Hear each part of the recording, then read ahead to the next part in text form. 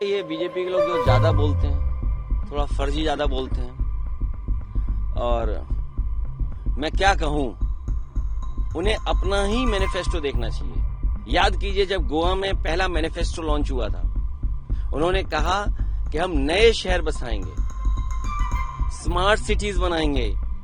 आज बताओ क्या हालत है। आपको नहीं लगता ये बीजेपी के लोग जो ज्यादा बोलते हैं, थोड़ा फर्जी ज्यादा बोलते हैं, और मैं क्या कहूं, उन्हें अपना ही मैनिफेस्टो देखना चाहिए। मैं जब आपके बीच में आया हूं, मैं खुद आधे घंटे ट्रैफिक में फंस गया। याद कीजिए, जब गोवा में पहला मैनिफेस्टो लॉन्च हुआ था, उन्होंने कहा कि हम नए शहर बसाएंगे, स्मार्ट सिटीज बनाएंगे। आज बताओ क्या हालत है। जहां हम खड़े हैं उसके पीछे गोमती नदी बह रही है। गोमती नदी का बीओडी क्या है, डीओ क्या है, या कितनी दूषित हो गई है। समाजवादियों ने बनाई हो, ये बात इसलिए याद कर दिला रहा हूं कि भारतीय जनता पार्टी ने कहा था कि मां गंगा को साफ करेंगे। ये जो 1 करोड़ की नौकरी बिहार में देने जा रहे हैं, इससे पहले भी 2 करोड़ नौकरी का वादा किया था। वो नौकरियां कहां हैं? किसान की आय दोगुनी का वादा किया था, वो किसान की आय दोगुनी कहां है? आज धान कोई नहीं खरीद रहा है, और धान खरीदा भी जा रहा है तो किस कीमत पे खरीदा जा रहा है। ये सरकार जो कहती थी हम खुशहाल बनाएंगे किसानों को, आज खाद कहां है, डीएपी कहां है? और फिर डॉलर को लुढ़कते हुए देखते थे उस समय, आज क्या डॉलर लुढ़क रहा वो नहीं दिखाई दे रहा।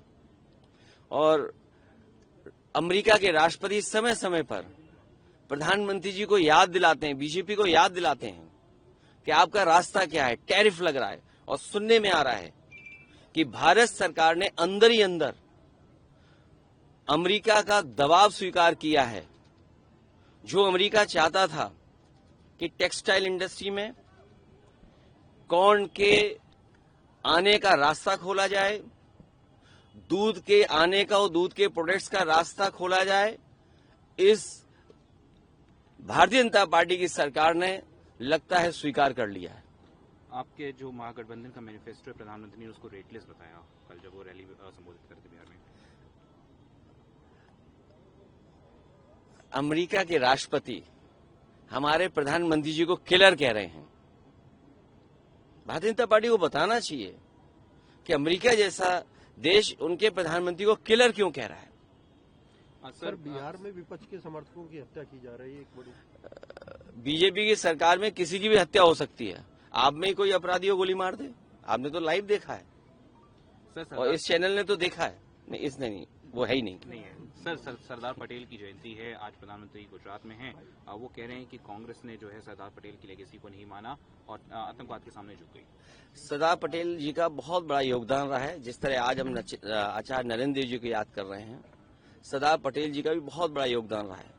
जहां देश को एकजुट किया, रियासतों को खत्म किया, देश हमारा कैसे मजबूत दिखाई दिया, और लौह पुरुष किसान के लिए खड़े रहना, इसीलिए सरदार पटेल की उपाधि मिलना, उनके योगदान को हम कभी भुला नहीं सकते। और आज ये कहना कि कल क्या हुआ था, तो याद रखना चाहिए भारतीय जनता पार्टी को कि उनकी पेरेंटल पार्टी जहां से वो बीजेपी निकली है, उस संस्था को बैन किया था आज सरदार पटेल जी ने। और आज जरूरत वही है कि कोई सरदार पटेल बने इस देश में और इस विचारधारा पर फिर बैन लगे। आरएसएस की बात करते हैं ना, वो आप खुद जानते हैं। अच्छा सर, हम हर चीज के लिए तैयार हैं, लेकिन वोट को गड़बड़ नहीं होने देंगे। वोट को गड़बड़ नहीं होने देंगे। हम वोट बनवाएंगे, और भारतीय जनता पार्टी कितना भी एडमिनिस्ट्रेशन लगा दे। और आप सोचिए कितने जातिवादी हैं भारतीय जनता पार्टी के लोग। आज जब सरदार पटेल जी को याद कर रहे हैं, आचार्य नरेंद्र देव जी को याद कर रहे हैं, तो हमें सोचना चाहिए कि आचार्य नरेंद्र देव जी जातिवाद व्यवस्था के खिलाफ थे, कि जातीय का भेदभाव नहीं होना चाहिए। सरदार पटेल भी एकजुट कर करके इस देश को एकजुट बना रहे थे। उस समय भारतीय जनता पार्टी अगर सच्चे सरदार पटेल जी के रास्ते पे चल रही, तो बताइए बीएलओ ही इन्होंने किसी भी पीडीएस समाज के लोगों को नहीं बना रहे हैं। सर, ये बीएलओ का मुद्दा काफी लंबे समय से उठा रहे हैं। नहीं, ये लगातार चलता रहेगा। सर अलीगढ़ का मामला क्या होगा जहाँ पिछले हफ्ते मंदिर पे आई लव मोहम्मद लिख दिया गया था। अब पुलिस ने 3 लोगों को गिरफ्तार किया है जो तीनों ही हिंदू समाज से हैं। तो उन्होंने प्रॉपर्टी डिस्प्यूट में इस तरह से टेंशन फैलाने की कोशिश की। देखिए, ये एक्सपेरिमेंट कई बार बीजेपी करती है और बीजेपी के लोगों का इसी तरह का काम चलता है। इससे पहले तालेग्राम में, कन्नौज में एक एसओ को हटाने के लिए, माइनिंग के काम को करने के लिए बीजेपी के नेता ने, बीजेपी के लोगों ने एक जानवर को काट करके भगवान के मंदिर में फेंका था।